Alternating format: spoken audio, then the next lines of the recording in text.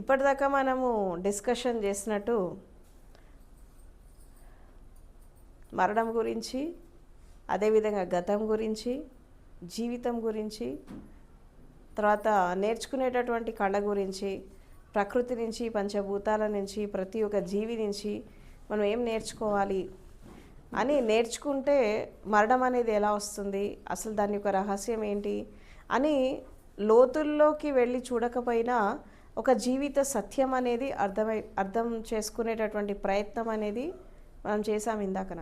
అయితే ఇక్కడ నిజంగా ఒక మనిషి మరణం గురించి తెలుసుకోవాలి అంటే చచ్చిపోయి చూడాలి ఒకసారి బ్రతికున్నప్పుడు. అప్పుడు మరణం యొక్క భయం వెళ్ళిపోతుంది. అదే సమాధి. సమాధి అంటే ఏంటంటే ఎన్నో జన్మల నుంచి ప్రతి మనిషి మనసులో మెదులుతున్నటువంటి ఎన్నో రకాల ప్రశ్నలు, సందేహాలు, సంశయాలు, ఇవన్నిటికీ సమాధానం దొరికేటటువంటి స్థితి సమాధి.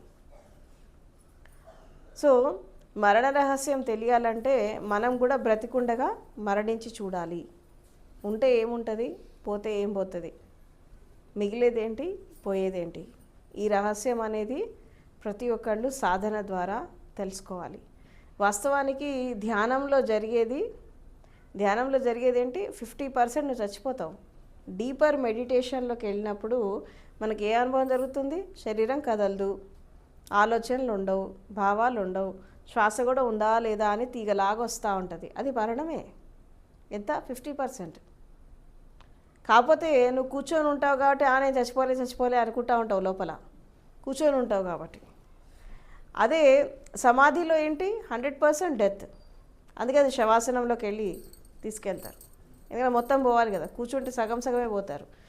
ఆ శవాసనంలోకి వెళ్ళిపోతే కంప్లీట్గా ఒక డెత్ ఎక్స్పీరియన్స్ అనేది వస్తుంది. అందుకే చచ్చిపోయిన శవాన్ని ఎక్కువగా పడుకోబెడతారు. అఫ్కోర్స్ కొన్ని సాంప్రదాయాల్లో కూర్చోబెడతారు కూడా అనుకుంటా, ధ్యానంలో కూర్చోబెట్టినట్టు.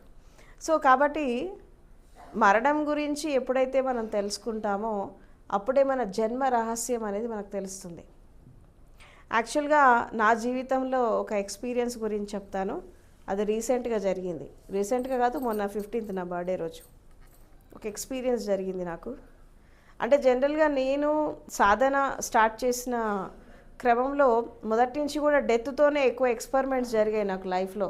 ఏంటంటే వాళ్ళు నేను నాది నేను చూసుకున్న డెత్ ఎక్స్పీరియన్స్ కావచ్చు, మా ఫాదర్ది కావచ్చు, ఎంతోమంది చనిపోగా చూసింది కావచ్చు, ఇవంతా కూడా డెత్తోనే ఎక్కువ ప్రయోగాలు జరిగాయి నా లైఫ్లో. అంటే ఏ గురువు దగ్గర సాధన చేసినా ధ్యానంలోకి వెళ్ళి సగం చచ్చిపోవడం, సమాధిలోకి వెళ్ళి మొత్తం పోవడము, ఇంకా రకరకాల సాధనలు చేస్తూ ఎక్కువగా డెత్ ఎక్స్పీరియన్సే నేను ఎక్కువ తీసుకున్నాను. కానీ జన్మ రహస్యం అనేది నాకు అర్థం కాలేదు. అంటే అఫ్కోర్స్ మామూలుగా లైఫ్ అనేది ఎలా వస్తుంది, మదర్ రూమ్ నుంచి ఎలా మనము బయటపడతాము అనేది సైన్స్ ద్వారా మనకు తెలిసింది. బట్ నా లైఫ్ సీక్రెట్ నాకు తెలియలా. బై గాడ్స్ గ్రేస్ మొన్న నా బర్త్డే రోజు నేను అనుకోకుండా సమాధి స్టేట్లోకి వెళ్ళినప్పుడు నా జన్మ రహస్యం నేను తెలుసుకున్నాను నేను. సో అది ఎట్లా జరిగింది అంటే, నేను ఎర్లీ మార్నింగ్ 3 o'clock నేను మామూలుగా జనరల్గా 3 to 6 నేను సమాధి నిద్ర మెలకు వచ్చేస్తుంది నాకు 3 గంటలకి. ధ్యానంలోనో సమాధిలోనో సాధనలోనో ఎక్కువ ఉంటా ఉన్న హాఫ్ స్లీప్ ఉంటుంది. అంటే ఒక 70% అవేర్నెస్ ఉంటుంది, 30% అలా ఉండిపోతాను. సో అట్లా నేను అనుకోకుండా సమాధి అనుభవంలోకి వెళ్ళడం జరిగింది ఆ రోజు 3 o'clockకి. అక్కడ ఏం జరిగింది అంటే ఆల్మోస్ట్ ఆల్ 3 o'clock నుంచి మార్నింగ్ 9:40 9:45 వరకు ఐఎమ్ ఇన్ దట్ స్టేట్. అంటే అంత లాంగ్, అంటే 3 to 10 అంటే ఆల్మోస్ట్ 7 hours, 6.5 hours నేను ఆ స్టేట్లో ఉండిపోయాను. అక్కడ కలిగిన నా అనుభవం ఏంటి అంటే నా బర్త్. అంటే ఎట్లా మా మదర్ ప్రెగ్నెంట్గా ఉన్నప్పుడు నేను ఆ మదర్ రూమ్లో ఎలా ఉన్నాను, ఆ పీరియడ్ ఎలా ఉంది, ఆ జెస్టేషన్ పీరియడ్ ఎలా ఉంది, అండ్ ఆ టైంలో ఆమెకున్న ఫీలింగ్స్ ఏంటి, నేను ఎలా అంటే యాక్చువల్గా మా మదర్ నన్ను వద్దనుకుంది, చాలా రకాల ప్రయత్నాలు చేసింది నేను వెళ్ళిపోవాలని చెప్పి. బట్ అయినా స్ట్రగుల్ జరిగింది లోపల చాలా. అండ్ నా బర్త్ నుంచే స్ట్రగుల్ స్టార్ట్ అయింది నాకు. సో అట్లా ఆ స్ట్రగుల్ ఎలా ఉంది, ఆమె ఎన్ని రకాల వద్దు అనుకుంటూ ఎంత నెగిటివ్ భావాలతో నన్ను లోపల పెంచింది ఊంబులో, అయినా నాకు అవి ఎఫెక్ట్ అయినయ్యా కాలేదా, అసలు నా స్టేట్ ఎలా ఉంది అక్కడ ఆమె ఊంబులో ఉన్నప్పుడు అనేది నేను దర్శించాను మొన్న సమాధి స్టేట్లో. అయితే అక్కడ ఆమెకి అక్కడ తను న్యూట్రల్గా ఉండిపోయింది. అంటే ఇటు పాజిటివిటీ లేదు, అటు నెగిటివిటీ లేదు, న్యూట్రల్, ఏదో స్తబ్దంగా ఏదో జరుగుతోంది చూస్తున్నాము అని ఒక సాక్షిలాగా ఉండిపోయిందే కానీ అక్కడ ఆమె లోపల మంచి లేదు, చెడు భావం కూడా లేదు, ఇష్టము లేదు, అయిష్టం లేదు, న్యూట్రల్ స్టేట్లో తను ఉండిపోయింది. అదేదో జరుగుతోంది, ప్రాసెస్ జరుగుతోంది. అంటే ఆమె నుంచి వచ్చేటటువంటి ప్రతి ఒక్క వైబ్ నేను ఫీల్ అయ్యాను. అంటే ఎట్లా, ఆమె వాటర్ తాగితే నాకు వాటర్ ఎలా అందేవి, ఆ పైప్ కనెక్షన్ ఉంటుంది కదా, ఆ వాటర్ ఎలా అందేవి, తర్వాత ఆమె ఫుడ్ తీసుకుంటే ఫుడ్ ఎలా నేను తీసుకున్నాను, ఆమె ద్వారా బ్రెత్ ఎలా నేను తీసుకున్నాను, తర్వాత అణువంత స్టేట్ ఉన్నప్పుడు నేను ఎలా ఉన్నాను, ఎలా అది క్యారీ ఫార్వర్డ్ జరిగింది.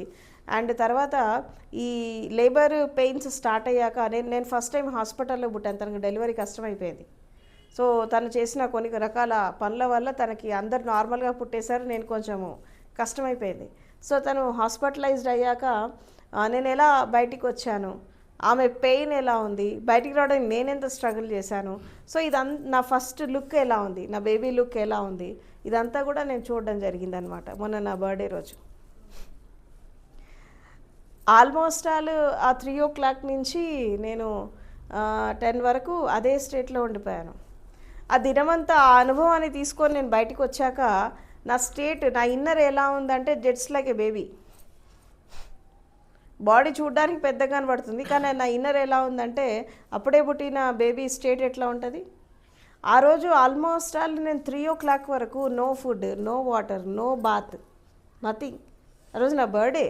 అసలు జనరల్గా నేను పొద్దునే లేచి రెడీ అవుతా, అట్లాంటిది 3 o'clock వరకు అసలు నాకు అది ఏం తెలియదు. అసలు బయట ఏదో జరుగుతోంది, అల్లజడి జరుగుతోంది, జస్ట్ టీనో ఏదో తీసుకున్నట్టున్నట్టే. అది కూడా నేను ఎవరు ఫోన్ కాల్స్ కూడా ఎత్తలేదు ఆ రోజు నేను. సో ఇలా జరుగుతోంది ఆల్మోస్ట్ ఆల్ 3-3:30 వరకు నేను అదే స్టేట్లో ఉండిపోయాను. ఏం చేయాలనిపించట్లే నాకు. కాదు, ఇంట్లో ఉన్న వాళ్ళు కూడా బయటకు వెళ్ళిపోయారు, ఎవరు లేరు, ఏకాంతంగా ఉన్నా, నేను ఇంట్లో ఒంటరిగా ఉన్నా. ఇంకా 3-3:30 వరకు నేను అసలు ఆల్మోస్ట్ 10 తర్వాత ఏదో ఫోన్స్ మాట్లాడుతున్నానే కానీ నా లోపల పెద్దగా చలనం లేదు. నేనేదో మాట్లాడుతున్నా, రెస్పాండ్ అవుతున్నా అని కూడా లేదు. నాకు లోపల మొత్తం total emptiness, just like hollow bamboo, total zero స్టేట్లో ఉండిపోయాను నేను. నా ఇన్నర్ అంతా అలాగే ఉంది. అండ్ అట్లా దాదాపు ఒక ఆ రోజు నుంచి నాకు నిన్న మార్నింగ్ వరకు అదే స్టేట్ క్యారీ అవుతుంది. నేను బయట తిరుగుతున్నా, వర్క్స్ చేస్తున్నా, కానీ నా ఇన్నర్ మాత్రము అదే స్టేట్లో ఉండిపోయింది. పక్కన ఎవరైనా పలకరించినా పలకాలి అనిపించట్లేదు, పక్కన ఎవరైనా ఉన్నారు, వీళ్ళు ఉన్నారా లేదా అనే స్పృహ కూడా ఉండట్లేదు నాకు అప్పుడప్పుడు. అంటే టోటల్గా జీరో స్టేట్కి వెళ్ళిపోయాను. నాకు అక్కడ అర్థమైంది, ఒక ఆ ఎక్స్పీరియన్స్ నాకు జరిగాక నాకు కనిపించింది ఏంటంటే, బుద్ధుడు ఒక మాట చెప్తాడు, అంటే జాతి హి దుఃఖ అని అంటాడు. జన్మనే దుఃఖంతో ఎలా మొదలవుతుంది, అసలు ఎందుకు దుఃఖకరమైన సంఘటన అయిందంటే ఆ ప్రసవ వేదన ఆ మదర్కి ఎంత ఉంటుందో బయటికి వచ్చేటప్పుడు ఆ బేబీకి కూడా అంతే ఉంటుంది. నాకు అప్పుడు అనిపించింది ఇంకోసారి జన్మకు రావద్దని. కాబట్టి ఈ జన్మ రహస్యం అనేది, అంటే యాక్చువల్గా ఇది ఈ టైంలో ఎందుకు జరిగింది అంటే, ఇది ఫస్టే జరగచ్చు యాక్చువల్గా. చాలామందికి ఫస్ట్ డెత్ జరిగాకే బర్త్ ఎక్స్పీరియన్స్ జరుగుతుంది. నేను కూడా ఈ ఎక్స్పీరియన్స్ కోసము ఎన్నో రోజుల నుంచి వెయిట్ చేస్తున్నాను నేను దీనికోసం. ఇది కూడా జరిగితే ఒక పని అయిపోతుందని చెప్పి. సో అది మొన్న జరిగింది. సో డెత్ ఎక్స్పీరియన్స్ అయిపోయింది, బర్త్ ఎక్స్పీరియన్స్ కూడా అయిపోయింది. సో జనన మరణాల రహస్యం అనేది తెలిసిపోయింది. తర్వాత సృష్టి రహస్యము, పంచభూతాల రహస్యము, ప్రకృతి రహస్యము, విశ్వ రహస్యము, జ్ఞానము, గురువులు, ప్రపంచము, అన్ని సీక్రెట్స్ ఓపెన్ అయిపోయినాయి. ఇప్పుడు ఇక కొత్తగా నేను నేర్చుకోవాల్సింది ఏం లేదు ప్రపంచం నుంచి. అయిపోయింది, my life journey is completed.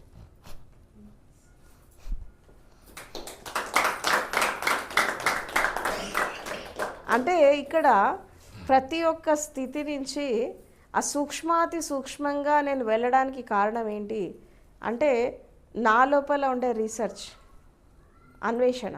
అందుకే నేను చెప్తాను ప్రతిసారి, అన్వేషణ అర్థమైన మనసుని పెంచుకోండి, ప్రతిదాన్ని వెతకండి వెతకండి వెతకండి అని చెప్తాను నేను.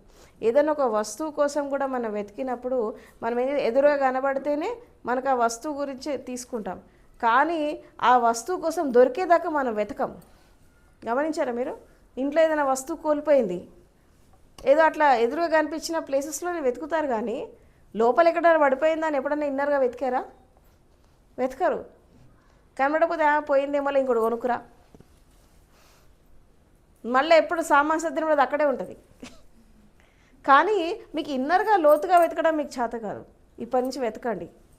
ఏదైనా వస్తువు ఇంట్లో పోయినప్పుడు అన్నీ వెతకండి, లోపల బయట చుట్టూ వెతకండి. అంతటా వెతికి అది లేకపోతే అప్పుడు కొత్తగా కొనుక్కొచ్చుకోండి. అట్లన్నా మీకు కనీసం రీసెర్చ్ అన్వేషణ స్టార్ట్ అవుతుంది మీ లోపల. వెతుకులాట మొదలు కావాలి మనిషికి లోపల బయట. మనకు ఆ ఓపికలు, కానీ వెతకాలి. అంటే ఒక సూక్ష్మ దృష్టి అనేది రావాలి ప్రతి మనిషికి జీవితంలో. ఆ సూక్ష్మ దృష్టి ఎప్పుడైతే వస్తుందో సో జీవితం చాలా హ్యాపీగా ఉంటుంది. ఆ సూక్ష్మ దృష్టి వచ్చినప్పుడే మన రహస్యం తెలుసుకోవడానికి కొంచెం స్థూల దృష్టి ఉన్నా సరిపోతుంది, కానీ జన్మ రహస్యం తెలియాలంటే మాత్రం చాలా సూక్ష్మ దృష్టి. అంటే మళ్ళీ బ్యాక్ వెళ్ళిపోయాను. అది యాక్చువల్గా ఇది నేను అనుకుంటే జరిగింది కాదు, అది అలా కాకతాళీయంగా అలా జరిగిపోయింది. నేను మామూలుగా జనరల్గా సమాధి స్టేట్లోకి వెళ్ళినప్పుడు ఇదే కోరుకొని వెళ్ళను. మామూలుగా ఆ స్థితిలో డెత్ ఎక్స్పీరియన్స్లో నేను జీవితాన్ని కంటే కూడా మరణాన్ని ఎక్కువ ఇష్టపడతాను. నేను ఐ లవ్ డెత్ మొదటి నుంచి కూడా.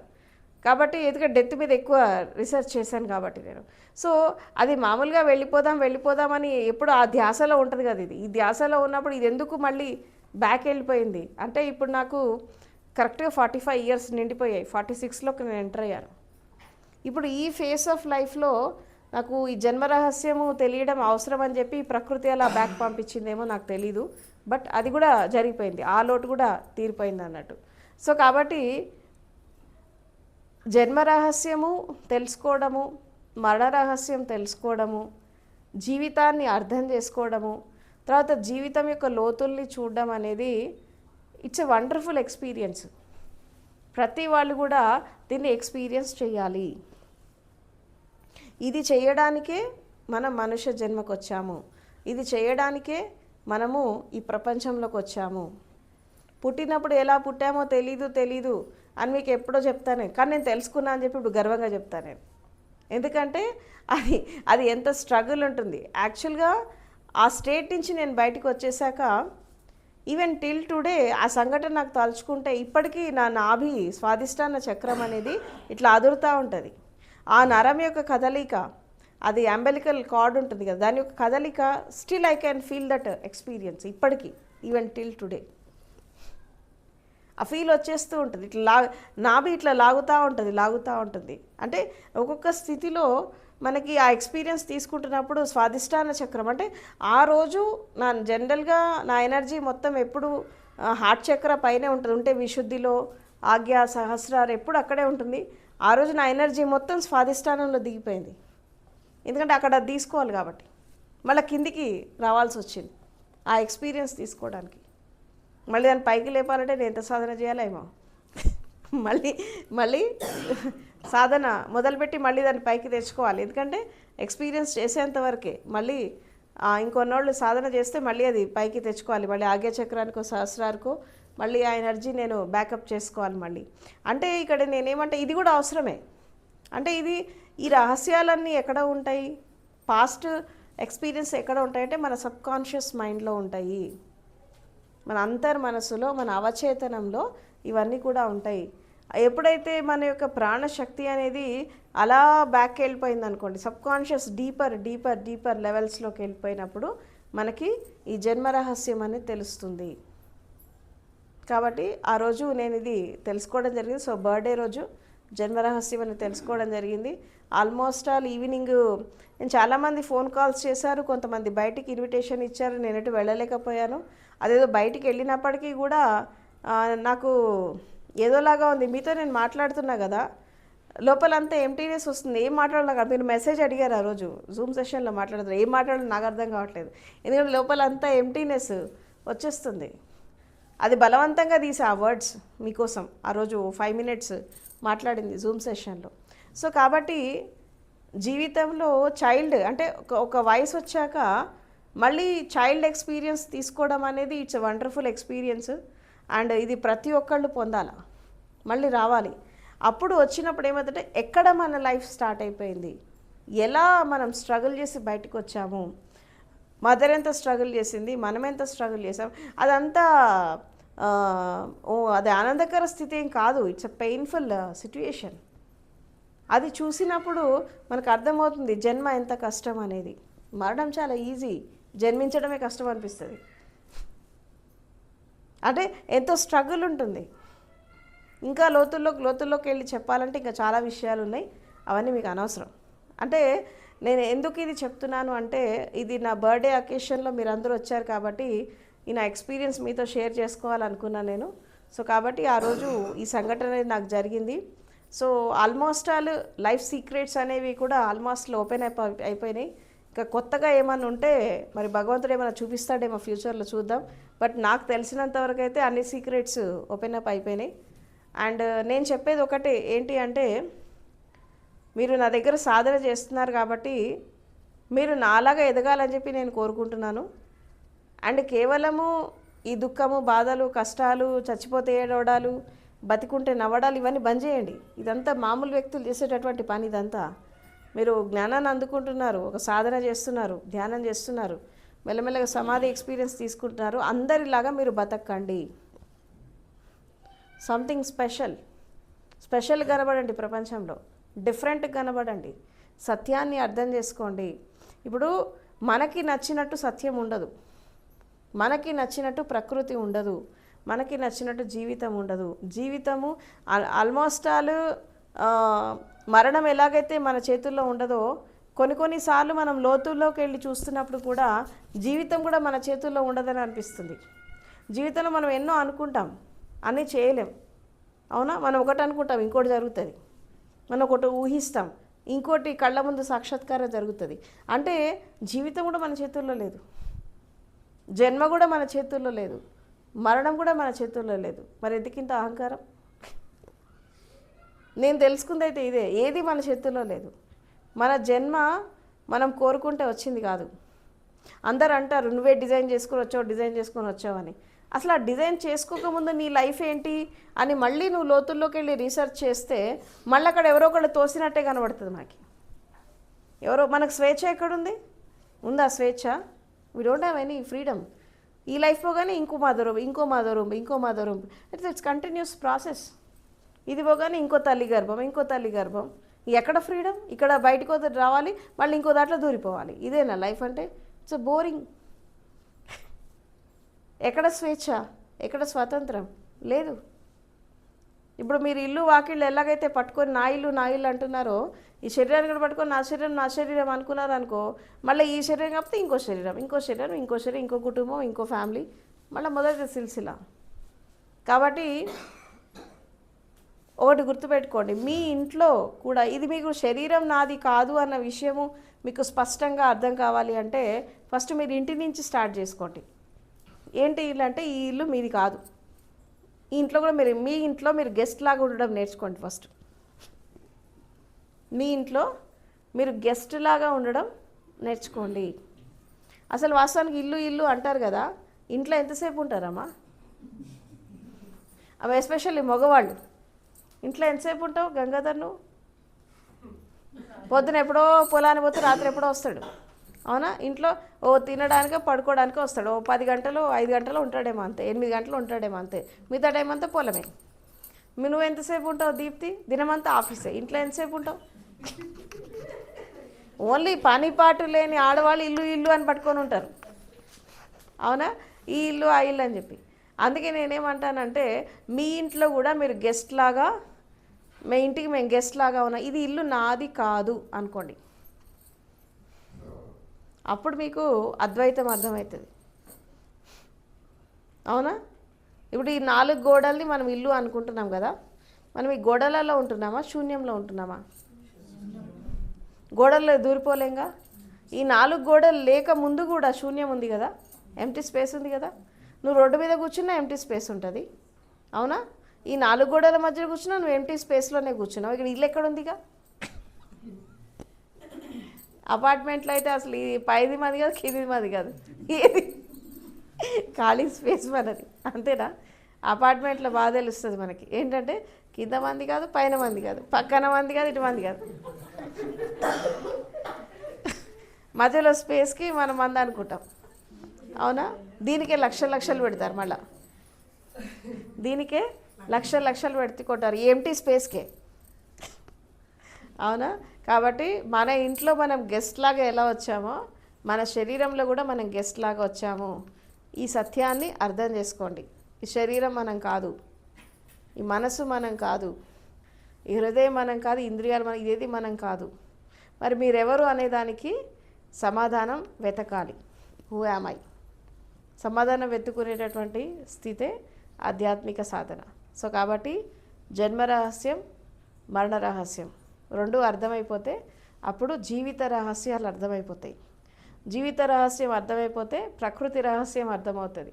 ఇది అర్థమైపోతే విశ్వ రహస్యం అర్థమైపోతుంది. అప్పుడు సృష్టి రహస్యం అర్థమైపోతుంది. అప్పుడు మీరే సృష్టికర్తలు అయిపోతారు.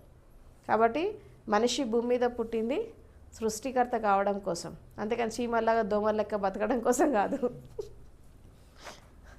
అంటే జర్నీ అనేది చాలా వాస్ట్గా ఉంది. చిన్న చిన్న వాటికి భయపడద్దు, బాధపడద్దు, కుంగిపోవద్దు. ప్రతిదాన్ని స్వీకరించడం నేర్చుకోండి, యాక్సెప్ట్ చేయడం నేర్చుకోండి, దానికి సరెండర్ కండి, నేర్చుకోండి. లైఫ్ అంటే లెర్నింగ్. ప్రతి దాని నుంచి నేర్చుకుంటూ వెళ్తే ఏదో ఒకనాడు లైఫ్ అనేది ఫుల్ఫిల్ అయిపోతుంది. సో కాబట్టి నా బర్త్డే రోజు నేను ఇచ్చే మెసేజ్ ఏంటంటే, life is a celebration, death is also a celebration. జన్మని ఎంత బాగా సెలబ్రేట్ చేసుకుంటారో మరణాన్ని కూడా అంతే బాగా సెలబ్రేట్ చేసుకోవాలి, జీవితాన్ని కూడా అంతే బాగా సెలబ్రేట్ చేసుకోవాలి. Life is also a celebration. Okay, thank you.